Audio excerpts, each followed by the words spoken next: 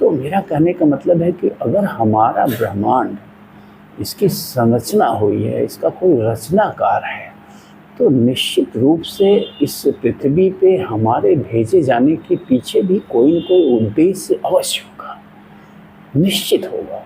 हम किसी कारण से बनाए गए होंगे, हम किसी कारण से इस पृथ्वी पे भेजे गए होंगे, और वो कारण निश्चित रूप से सृजन ही होगा, वो विनाश तो नहीं होगा, वो क्रिएशन ही होगा, डिस्ट्रक्शन तो नहीं होगा। और आज हम कर क्या रहे हैं? आज अगर देखिए तो हम पूरी पृथ्वी को डिस्ट्रॉय करते जा रहे हैं।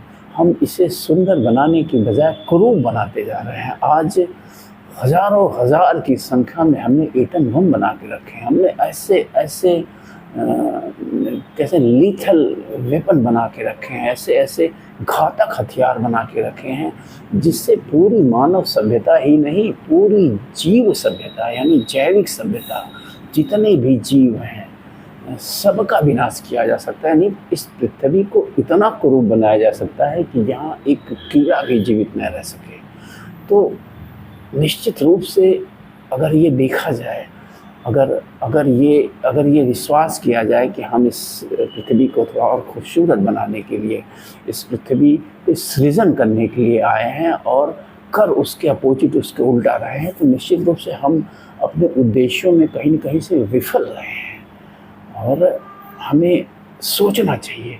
अगर मैं व्यक्तिगत रूप से बात करूं तो मैं अक्सर ये बात कहता हूं और मेरा विश्वास है इसमें, और साइंस भी इस चीज़ को कह सकते हैं कि स्वीकार करती है कि मनुष्य का मस्तिष्क जो होता है, this is kind of miniature of universe. ये पूरी सृष्टि का एक छोटा सा प्रतिरूप है। यानी कि हमारे मस्तिष्क में सब कुछ भरा हुआ है। वो सब कुछ, वो सारी ऊर्जाएं, नेगेटिव, पॉजिटिव, या जितनी भी तरह की ऊर्जा हमारे ब्रह्मांड के निर्माण में इस्तेमाल करी गई है, वो सारी ऊर्जा हमारे मस्तिष्क में भी है। यानी कि डिस्ट्रक्शन भी हमारे मस्तिष्क में है, क्रिएशन भी हमारे मस्तिष्क में है, नफ़रत भी हमारे दिमाग में है, और मोहब्बत भी हमारे दिमाग में है।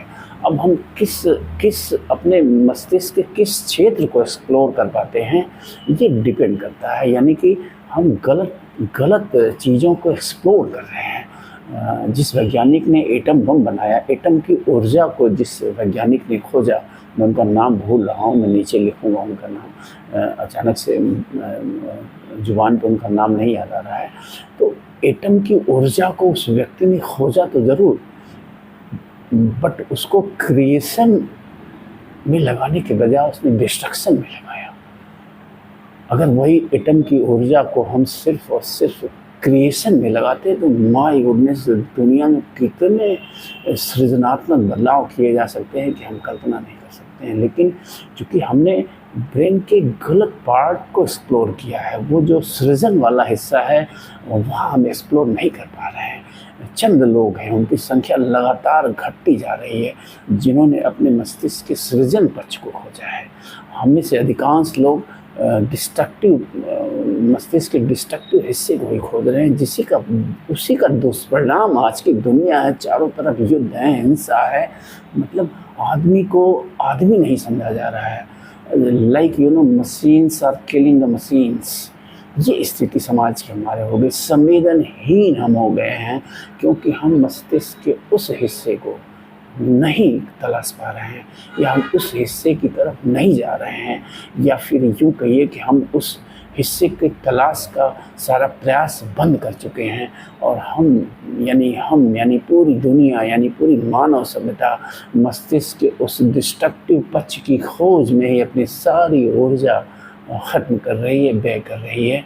और आज हम इस पूरी पृथ्वी को इतनी खूबसूरत, अब तक के नोन जितने भी प्लैनेट्स हैं उनमें से सबसे खूबसूरत हमारी पृथ्वी ही है।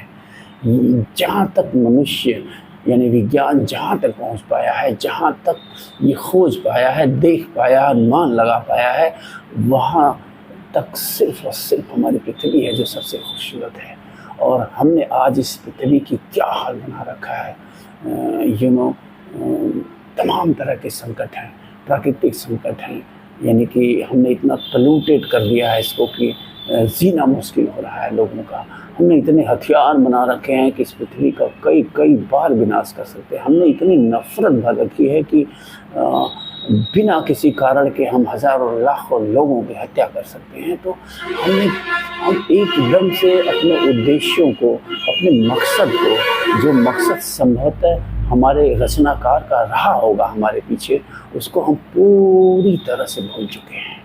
और एकदम हम ब्लाइंड रेस, हम उस तरफ जा रहे हैं जिस तरफ एक गहरी खाई है और हमें पता भी नहीं है कि हम उस खाई की तरफ जा रहे हैं। और लगातार हम जा रहे हैं और जाने वालों की भीड़, संख्या लगातार बढ़ती जा रही है, कम होने के बजाय।